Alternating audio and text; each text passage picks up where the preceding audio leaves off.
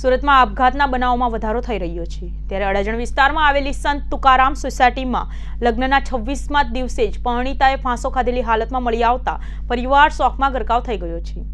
પીડિત પિતાએ કહ્યું કે મંગળવારના રોજ બપોરે 12 વાગે પરિવારે દીકરીને ફોન કર્યો તો કહ્યું હતું કે થોડી વારમાં વાત કરું છું।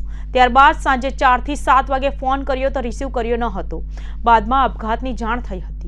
આપઘાત કરનાર પરણિતાના પિતા તુલસીભાઈ સહાણીએ કહ્યું કે તેઓ પાલનપુર જકાતનાકા શિવગંગા નગરમાં રહે છે। કલરકામ કરી પરિવારનું ગુજરાન ચલાવે છે। 2 પુત્ર અને 2 પુત્રીઓમાં યશોદા નાની દીકરી છે। 8 ડિસેમ્બરે જ લગ્ન કર્યા હતા। જમાઈ રત્ન કલાકાર છે।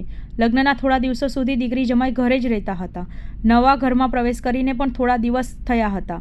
જમાઈ રાજેશ સહાની નાઇટ પાળીમાં કામ પર જતા હતા એટલે દીકરીને પિયર છોડીને જતા હતા। નવા ઘરમાં ગૃહ પ્રવેશ કર્યાના થોડા દિવસમાં જ આ દુઃખદ ઘટના બની છે। રાત્રે 10 વાગે જમાઈ ઘરે આવતા દરવાજા બંધ હતા। ખખડાવ્યા બાદ પણ પત્નીએ દરવાજો ન ખોલતા જમાઈએ ફોન કરીને જાણ કરી હતી। ભાઈઓ દોડીને ગયા હતા। રૂમમાં એક બારોકમાંથી રૂમમાં નજર નાખતા બહેન લટકતી હોય તેવી હાલતમાં દરવાજા તોડી ઘરમાં પ્રવેશ્યા હતા, જ્યાં યશોદા ફાંસો ખાધેલી હાલતમાં મળી આવી હતી। બસ હાલ પોલીસ તપાસ ચાલુ રહી છે।